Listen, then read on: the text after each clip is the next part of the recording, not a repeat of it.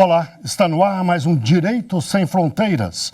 Hoje vamos falar dos direitos LGBTQIA+, pelo mundo. E vamos tomar como exemplo dois países de continentes diferentes. De um lado, uma das maiores economias do mundo, considerada de alto desenvolvimento humano. Do outro, um país pobre, de baixo desenvolvimento humano, um dos piores IDHs do planeta. Japão na Ásia e Uganda na África não são nada parecidos em vários aspectos, mas se assemelham pelo menos em uma questão importante. Discriminam oficialmente a população LGBTQIA+. Para sermos justos, a discriminação se dá em níveis muito distintos, mas está na lei em ambos os países. O presidente de Uganda, Yoweri Museveni, não usa meias palavras para definir a homossexualidade. É um desvio, é nojento, diz ele. E na semana passada, Museveni assinou a lei que prevê até pena de morte para os gays soropositivos que praticarem sexo. A perseguição a homossexuais em Uganda é visível. Igrejas que se dizem cristãs pregam a morte para os gays, façam ou não façam sexo. Eles temem se identificar e, quando vencem o medo, podem ser espancados na rua ou mortos mesmo. Muitos fogem para países vizinhos, onde às vezes também são perseguidos. O Japão, país considerado relativamente liberal, ainda discute se o casamento gay é ou não constitucional. No ano passado, um tribunal de Osaka, a terceira maior cidade japonesa, decidiu que é inconstitucional. Logo em seguida, outra corte decidiu que esses casamentos não ferem a Constituição. Mas a questão não é pacificada na justiça japonesa. E embora pesquisas indiquem que 70% da população apoiam casamentos gays, o partido do primeiro-ministro Fumio Kishida é contra. Ele desconversa, diz que é preciso ir com cuidado. Para muito além da proibição de se casarem, gays do mundo inteiro lutam pelo direito de se identificar e até de sobreviver. Em 72 países, homossexuais podem ser presos. Em 13, essas pessoas podem ser condenadas à pena de morte. Os 13 países ficam na África e na Ásia, principalmente no Oriente Médio. No Brasil, o Supremo Tribunal Federal garantiu o direito ao casamento a gays e lésbicas e tornou a homofobia crime. Mas, desde 2008, portanto há 15 anos, o país é o que mais mata travestis e transexuais no mundo. São cerca de 130 por ano.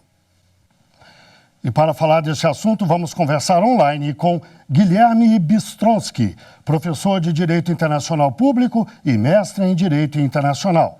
E também com Patrícia Gorish, professora de doutorado e de mestrado em Direito Internacional e doutora em Direito Internacional. Muito obrigado a vocês dois pela participação aqui no Direito Sem Fronteiras. Eu começo com uma pergunta para a professora Patrícia. Professora, afinal, essa é uma questão cultural, é uma questão política, é o quê? Vejamos o caso de Uganda. O governo Uganda certamente pode ser considerado um governo autoritário. O presidente está no 6º mandato, chegou ao poder por meio de armas, se reelege continuamente e mantém o país com pulso de ferro. Portanto, é um país com práticas autoritárias. Por outro lado, há também uma questão cultural, a AIDS, o medo da peste gay. Como se acreditava antigamente, os homossexuais eram responsáveis pela transmissão. Hoje se sabe, claro, que não é a verdade, não é? Mas onde está o problema? É cultural, é político, é o quê? Bom, primeiro é um prazer falar com você. Pena que nessas circunstâncias, né? Mas é importante a gente discutir isso. Bom, com relação à sua resposta, as duas coisas. É um problema político e também um problema cultural e religioso também. Quase uma teocracia que se vive hoje. A bancada religiosa é uma bancada religiosa extremamente odiosa, né? E não cristã, que prega normalmente o amor entre as pessoas, acaba por perseguir essas pessoas.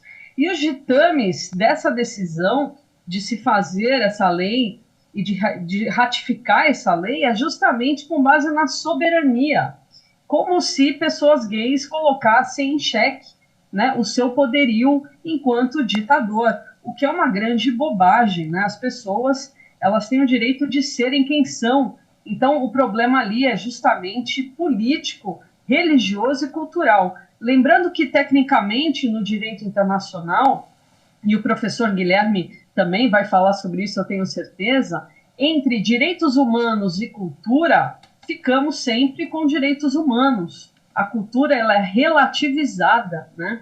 Justamente porque os países são diferentes, mas somos todos seres humanos. Professor Guilherme, eu vou lhe pedir a mesma avaliação. Qual é a explicação para essa perseguição aos gays mundo afora? Lembrando até agora do lado do mundo chamado desenvolvido, de alto IDH, países ricos, para voltar pouco, mas muito pouco no tempo, ainda na década de 60, a Inglaterra criminalizava os gays. O Japão ainda, país, é a terceira economia do mundo. Lá no G7 foi até pressionado para que se mudasse a lei no país e permitisse o casamento gay, mas ainda se resiste. Por que até no mundo desenvolvido essas coisas acontecem? Tudo bem, Guilherme? Faço minhas palavras da Patrícia, é um prazer estar aqui com vocês nesse dia. Tal como ela colocou, eu também não discordo, acho que é um componente tanto cultural como um componente político, tanto na situação de Uganda. No Japão, um componente talvez um pouco mais político do que cultural, mas eu queria deixar bastante claro que nos dois países existem obrigações internacionais bastante claras que nós estamos percebendo ser descumpridas. Nessa reportagem que foi colocada, nós conhecemos um pouco da situação do Japão. Uganda, a situação não é tão visível para nós aqui no Brasil, mas os relatos nos últimos tempos têm sido bastante assustadores. Eu estava lendo agora, alguns dias atrás, o relato do nosso alto comissário para Direitos Humanos da ONU, Volker Turk, denunciando a situação em Uganda. E cabe ressaltar que tanto o Japão quanto Uganda são partes em instrumentos internacionais de proteção de direitos humanos que impedem qualquer conduta discriminatória contra parcelas da população. Tanto o Japão, nesse sentido, é parte no Pacto Internacional de Direitos Civis e Políticos, quanto Uganda também é parte no Pacto Internacional de Direitos Civis e Políticos. E Uganda, além disso, ela é parte, hoje, no Sistema Africano de Proteção dos Direitos Humanos em diversos tratados, em particular na Carta Africana sobre os Direitos dos Homens e dos Povos. A Carta Africana, no seu artigo 2º, é categórica ao dizer que o princípio da não discriminação é um dos princípios centrais que rege todo tratamento que deve ser dispensado às pessoas que se encontram no território de Uganda. Há no sistema africano tanto uma comissão africana, como também existe uma corte africana, e Uganda, tal como o Brasil aqui no sistema interamericano, Uganda aceita a jurisdição da corte africana sobre os direitos dos homens e dos povos para monitorar o que está acontecendo. Então existem, pelo menos juridicamente falando, algumas soluções que podem ser propostas na tentativa de evitar que essa lei gere efeitos deletérios no que se refere à população LGBT que se encontra nesse país. Professor, então nos explique um pouco melhor que pacto é esse, assinado quando, o Brasil faz parte, nos explique, por favor. O Pacto Internacional de Direitos Civis e Políticos foi objeto de negociações no contexto da ONU e ele foi inicialmente aberto para assinatura no ano de 1966. Ele entrou em vigor em 1976. O Brasil só veio a aderir a esse pacto no ano de 1992, então foi necessário no Brasil o processo de reconstitucionalização, de redemocratização. Foi necessário nós promulgarmos a Constituição de 88 para que nós criássemos as condições políticas para que então pudéssemos participar do Pacto Internacional de Direitos Civis e Políticos. Esse é o principal instrumento internacional que versa sobre essas duas categorias de direitos. Então, direitos como, por exemplo, o direito à vida, o direito à liberdade, o direito à livre expressão, o direito ao devido processo legal, todos estão consagrados no Pacto Internacional de Direitos Civis e Políticos. Aquele episódio, por exemplo, que muitos devem se lembrar, que o ex-presidente Lula estava questionando a impossibilidade de participar, agora novo presidente Lula, estava questionando a possibilidade de participar nas eleições de 2018, ele recorre ao comitê desse Pacto Internacional de Direitos Civis e Políticos, na tentativa, inclusive, de conseguir ingressar nas eleições como candidato. O comitê até expressou em favor dele a uma opinião que afirmava que no Brasil não tinha sido seguido o devido processo legal, mas, à época, o TSE afirmou corretamente, por sinal, que as opiniões do comitê são meramente recomendatórias, não geram obrigações jurídicas para os estados que participam no contexto desse tratado. Tanto o Japão quanto o Uganda são partes desse Pacto Internacional de Direitos Civis e Políticos.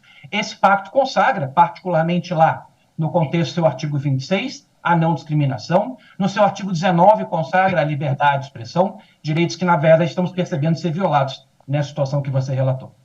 Professora Patrícia, esses pactos, tratados internacionais, esbarram sempre numa questão de difícil solução, que é a alegação de soberania nacional. As leis do país têm preponderância sobre esses tratados, tem ou não tem. É evidente que quando você se compromete, você tem que cumprir, mas muitos alegam que não. O Brasil já teve esse comportamento, inclusive, com relação a direitos humanos aqui, de indígenas, enfim. É uma situação delicada. Como é que se resolve isso? Então, não se resolve, né? Na verdade, o que vai acontecer, provavelmente, com o Uganda é ter embargos econômicos. Aliás, o presidente Joe Biden, dos Estados Unidos, já falou isso, já avisou.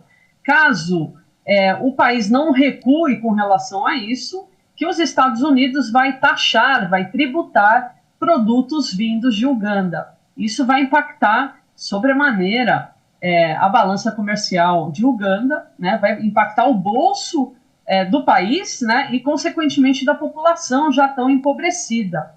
Uma outra questão que pode acontecer e que, aliás, as organizações internacionais e algumas ONGs internacionais também já avisaram, é que vão promover embargos, ou seja, vão deixar de enviar dinheiro e funcionários para o país, né, justamente na questão ligada a HIV/AIDS, o que é bastante também preocupante, porque não é uma doença, como você bem falou, Guilherme, não é bem uma doença como antigamente a gente chamava, né, de peste gay, lá na década de 80. Mas no discurso e na discussão, tanto do presidente quanto dos congressistas, eivados aí de uma motivação meramente religiosa radical, né, não cristã, não posso nem dizer que eles são cristãos, né, eles falam justamente isso, né, que além de atacar a soberania, essas pessoas trazem o HIV/AIDS para o país, né, adoecem suas crianças e colocam em risco a infância e a família. Ou seja, essa mesma retórica que a gente ouve em países de ultradireita, né, essa questão da soberania, vamos salvar a família, vamos salvar as nossas criancinhas. E as pessoas LGBTI+, nada tem a ver com um ataque à soberania, à família, nada disso, né? Importante dizer que nunca existiu, por exemplo, para mim, Patrícia, eu acordar de manhã e decidir se eu sou ou não heterossexual, né? Simplesmente eu me descobri sendo heterossexual, né? E da mesma forma aconteceu com vocês. Não é uma questão de opção, é uma questão de ser, e que de forma alguma essas pessoas atingem algum tipo de soberania. Eles colocam justamente esses valores, né, esses comportamentos da ultradireita, é a mesma retórica que aconteceu na Bulgária, na Hungria, na Itália, no Brasil, né, recentemente, é a mesma retórica de sempre, e que acaba causando aí, provavelmente, né, uma nova leva de refugiados, né, pessoas fugindo, que já estão fugindo do país, porque o simples fato de alguém saber e não denunciar já é caso de prisão por 6 meses, né? Então a gente tem uma verdadeira caça às bruxas, uma perseguição mesmo, e bastante perigoso, né? Porque a partir do momento que a gente coloca essa questão tão frágil, isso é importante colocar, né? O quanto que a homofobia é ruim para as pessoas heterossexuais. A gente teve recentemente no nosso país um pai que estava abraçado com seu filho num parque em São Paulo e teve parte da sua orelha arrancada, porque foi confundido com um casal gay. Era só um pai andando com seu filho num parque, né? Então, é isso que é importante a gente colocar. A violência, ela atinge a todos nós, né? O ódio, ele não protege ninguém. muito pelo contrário, né? Ele coloca as pessoas cada vez mais vulneráveis. Professor Guilherme, no Brasil há inegáveis avanços por meio da justiça. O Supremo Tribunal Federal, como dissemos na reportagem, tornou crime a homofobia, legalizou a união entre pessoas do mesmo sexo, ou seja, autorizou o casamento gay, mas ainda se percebe muito conservadorismo na sociedade, no próprio parlamento, que não tomou iniciativas nesta área. O senhor, de fato, acha que a sociedade brasileira ficou um pouco aquém do que deveria e não acompanhou o judiciário? O judiciário foi muito além da média do pensamento do brasileiro, mas eu vou pedir que o senhor responda depois do intervalo. O Direito Sem Fronteiras faz, portanto, uma breve pausa e volta já já.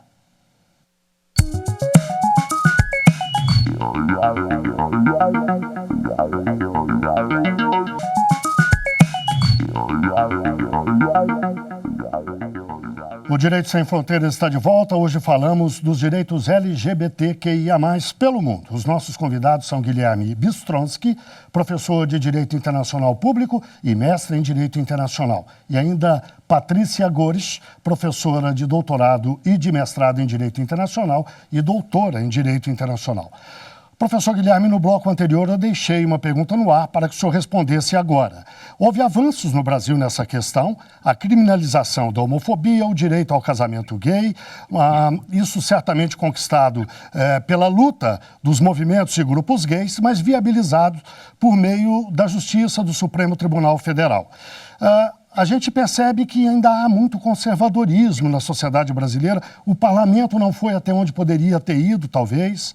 Né? O senhor acha que o Supremo foi muito além do pensamento médio da sociedade brasileira ao tomar essas decisões? Eu não acredito nisso, Guilherme, até porque se você trabalha com a Constituição, como o Supremo tem o cuidado, sempre fazer uma leitura mais cuidadosa da Constituição, em particular dos direitos e garantias fundamentais que formam certamente aqui a parte mais relevante do nosso texto constitucional, nossa Carta Magna atualmente, parece bastante claro que qualquer perspectiva que venha a discriminar perante a lei a população homossexual seria uma posição contrária, digamos assim, aos mandamentos maiores da Constituição e ao valor maior ao nosso eixo axiológico da Constituição, que é a dignidade da pessoa humana. Então, o fato da pessoa ter preferência que não se coadune com certo valor religioso, com certa posição mais conservadora, isso não pode fazer com que a pessoa fique aqui ceifada da proteção que a nossa Constituição garante a tais pessoas desde 1978, desde que eventualmente o Brasil conseguiu terminar com sucesso esse processo de redemocratização e de colocação dos direitos humanos como valor fundamental a ser preservado em nosso regime jurídico. Nesse sentido, quando a gente fala sobre a sociedade brasileira, em verdade, a gente tem, dentro de um país continental como é o Brasil, nós temos várias realidades diferentes. É claro que nos grandes centros, a população é um pouco mais progressista do que, digamos assim, no interior, em lugares mais afastados. Isso é natural, não é só no Brasil, porque parte do mundo a sociedade se estrutura de forma mais progressiva nos grandes centros normalmente, e de forma um pouco mais conservadora no interior. Mas eu vejo, e eu viajo bastante pelo Brasil, faço questão de conversar com as pessoas em todas as partes que eu vou, que não existe uma resistência propriamente cultural. Existem questões religiosas, é verdade, questões locais, mas me parece, minha impressão pessoal, obviamente posso estar equivocado quanto a isso, me parece que as pessoas em geral afirmam que o que as pessoas fazem, particularmente da sua vida, é por conta delas próprias. O que existe, às vezes, alguma resistência é com algumas manifestações mais, digamos assim, efusivas. É isso que as pessoas, às vezes, sentem um pouco mal. Mas em relação ao fato da pessoa ter uma preferência diferente do que aquela que eu estou conversando tem, isso normalmente não vejo maiores problemas, não. Tá? Mas eu queria aproveitar só para fechar aqui um gancho em relação ao que a Patrícia colocou também, no que se refere à possibilidade de você implementar essas normas de direitos humanos. Em primeiro lugar, ela colocou muito bem a questão da soberania. A soberania é, até os dias de hoje, o princípio da igualdade soberana, o princípio mais importante que a gente encontra no contexto atual do direito internacional. E isso impede, nesse sentido, que você possa, por exemplo, ter medidas que usem a força contra um Estado que eventualmente não cumpre direitos humanos. Uma intervenção humanitária hoje é algo que não é mais visto como ser autorizado de forma lateral pelos Estados. Então, os estados podem recorrer a alguns atos de retaliação, eventualmente, contra aquele país que viola direitos humanos. Esses atos de retaliação normalmente são retorções, como as que ela levantou, a suspensão de ajuda econômica, como os Estados Unidos mencionaram que suspendeu a ajuda econômica, ajuda no que se refere à cooperação militar, cooperação econômica. A União Europeia mencionou a mesma coisa, em particular a Uganda foi durante há muito tempo colônia britânica, há laços ainda bastante fortes entre os dois países, então anunciou-se que nesse aspecto haverá uma dificuldade maior em que essa cooperação possa continuar. E como eu disse, nada impede que, tanto no contexto da Comissão Africana, possam indivíduos, eventualmente, após esgotar recursos internos em Uganda, que na prática não precisam ser esgotados, porque não são efetivos, podem indivíduos, eventualmente, levar suas reclamações ao conhecimento da Comissão Africana, e também pelo fato de Uganda ser parte no protocolo de 98, que criou a Corte Africana de Direitos Humanos, podem outros estados, como podem também ONGs no contexto da África, levar reclamações à Corte Africana. E uma sentença da Corte Africana é obrigatória para os estados participantes no protocolo de 98. Se Uganda não cumprir, a questão pode ser levada à Assembleia da União Africana, e a União Africana pode aí sim impor sanções contra Uganda pelo fato da legislação de Uganda desrespeitar os direitos humanos que têm que ser respeitados no âmbito desse continente. Professora Patrícia, aqueles dois instrumentos aprovados pelo Supremo que nós citamos, a criminalização da homofobia e o direito ao casamento gay, certamente não esgotam todas as vontades e todas as, digamos, reivindicações dos grupos e movimentos gays. Que outros instrumentos estariam faltando na avaliação da senhora? Eu sempre falo o seguinte, que as pessoas LGBTI+, no nosso país, elas podem se casar, mas elas não podem andar de mãos dadas, né?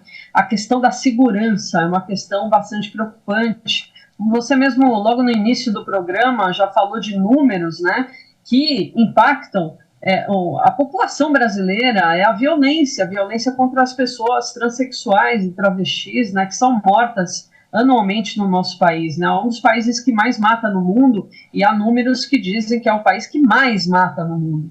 Então, essa questão da segurança é uma questão que prejudica bastante as pessoas LGBTI+, né? Até porque nem todas querem se casar, né? Nem todas entram nessa concepção de união estável ou casamento, mas recentemente também tivemos uma discussão no próprio STF com relação à doação de sangue. O nosso país proibia que pessoas LGBTI+, de uma forma geral, homens gays, doassem sangue, né? Isso atingia diretamente a cidadania dessas pessoas, né? Eu mesma fiz o amicus curiae, a defesa pelo IBDFAN, Instituto Brasileiro de Direito de Família, nessa questão específica de doação de sangue. Ou seja, com esse tipo de situação, o Brasil acaba atingindo essas pessoas na sua dignidade, na sua honra, porque eu mesma, na minha cidade, todas as vezes que eu vou doar sangue, eu recebo uma plaquinha de gratidão, né, dizendo que eu salvei 6 vidas. E eu, como cidadã, eu fico muito feliz com relação a isso. Agora, as pessoas LGBTI+, isso não era permitido, né? Então, a gente tem ainda muitas questões resolvendo. Já foi, obviamente, há 15 anos atrás para cá, a gente melhorou bastante a vida dessas pessoas, mas acho que o quesito segurança, Guilherme, ainda é bastante preocupante no nosso país, né? As pessoas se casam, as pessoas amam, as pessoas pagam seus impostos, trabalham, muitas vezes são os nossos médicos, professores, os nossos garis das ruas, enfim, todas as profissões dignas, mas elas não podem andar de mãos dadas com a pessoa que ela escolheu amar. Professor Guilherme, essa questão levantada pela professora Patrícia certamente esbarra na questão cultural. Coisas assim podem ser resolvidas por uma lei votada no parlamento ou dependem do quê? Bom, eu não sou alguém favorável à criação de uma profusão de leis. Acho que nós já temos no Brasil um arcabouço jurídico bastante satisfatório que pode ser interpretado pelos nossos tribunais de forma a garantir as prerrogativas que todos devem possuir de acordo com a lei. Então, o fato de você ter mais legislação nesse sentido, não vejo como sendo algo, digamos assim, necessário no que se refere ao ideal maior. Claro, algumas coisas pontuais que venham a favorecer certas circunstâncias em especial, sim. Mas o que eu vejo no nosso Congresso Nacional é uma paralisia por conta da existência de diversos setores mais conservadores, que por diversos motivos, né, alguns são participantes de bancadas religiosas, outros bancadas mais conservadoras. Não vejo hoje, no contexto nosso Congresso Nacional, ambiente para que se consiga legislar de forma clara e inequívoca, de maneira a se garantir, por exemplo, aspectos de segurança para as pessoas das populações LGBTI e que mais. Então, nesse sentido, acho que o papel do Supremo Tribunal Federal nos últimos anos foi fundamental. A gente tem hoje, no Poder Judiciário, uma proteção até bastante ampla dos direitos das pessoas que, nesse sentido, sofrem alguma espécie de discriminação. Eu quero trazer de novo a situação para o âmbito do direito internacional. O Brasil também, no contexto do sistema interamericano de proteção dos direitos humanos, o Brasil tem obrigações também nesse sentido em garantir a aplicação em território nacional da Convenção Americana de Direitos Humanos. A Convenção Americana, tratado que o Brasil é parte desde 92, nesse sentido, tal como o Pacto Internacional de Direitos Civis e Políticos. No sistema interamericano, existem também órgãos de monitoramento, um deles é a Comissão Interamericana de Direitos Humanos, outra Corte Interamericana de Direitos Humanos, em relação a qual o Brasil, desde 98, aceita a jurisdição. Eventualmente, no Brasil, faltando legislação e o nosso Poder Judiciário não garantindo a essas pessoas direitos adequados para que elas possam vivenciar na sua plenitude a condição de ser humano, existe a possibilidade também no sistema interamericano de pessoas, se o Brasil não garantir esses direitos na extensão que eles devem ser garantidos, de pessoas levarem reclamações ao conhecimento da Comissão Interamericana de Direitos Humanos, após esgotar recursos internos no Brasil. Eventualmente, se na comissão a situação não for resolvida, pode a comissão levar a questão à Corte Interamericana de Direitos Humanos. Professor, a Corte verifica... Eu peço só que o senhor termine a frase, em seguida por favor. Claro, a Corte pode, eventualmente, verificando que há violações, impor ao Brasil a obrigação de mudar seu comportamento e pagar à vítima da violação de direitos humanos uma indenização. Bem, chegamos ao fim da nossa entrevista, do nosso programa de hoje. Eu agradeço muito a participação do professor de Direito Internacional Público e mestre em Direito Internacional, Guilherme Bistronsky, e ainda de Patrícia Gorich, professora de doutorado e de mestrado em Direito Internacional e doutora em Direito Internacional. E muito obrigado, claro, a você que nos acompanhou. Não deixe de seguir a nossa programação no site da TV Justiça. E estamos no YouTube, Instagram, Twitter e Spotify. É só digitar lá Rádio e TV Justiça que você encontra o nosso conteúdo. Até o próximo programa.